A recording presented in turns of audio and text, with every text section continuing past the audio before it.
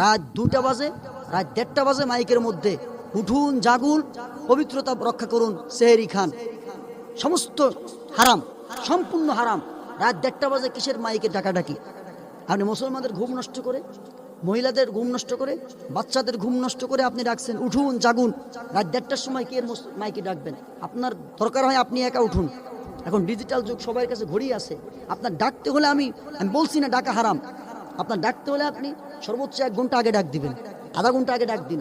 আপনি রাত 1:30টার সময় ডাকেন, 4 ঘন্টা আগে, 3 ঘন্টা আগে মাইকে ডাকতেছেন, আপনার উদ্দেশ্যটা কি? এরপরে আপনি মাইকের মধ্যে গজল ছাইড়ে দিয়ে রাখছেন, ক্যাসেট বাজায় দিছেন। লা হাওলা ওয়ালা কুওয়াতা ইল্লা বিল্লাহ। আপনার জন্য জাহান্নাম যথেষ্ট। আপনি তাহাজ্জুদ পড়েন আর যাই করেন, আপনি একজনের ইবাদত নষ্ট করছেন। একজন তাহাজ্জুদ পড়তেছে, আপনি ক্যাসেট বাজায় দিলেন। একজন নামাজ পড়তেছে, কোরআন তিলাওয়াত করতেছে, আপনি মাইকে ডাকাডাকি, গজল গাওয়া এগুলো করতেছেন। আপনি মুসলমান দাবি করেন?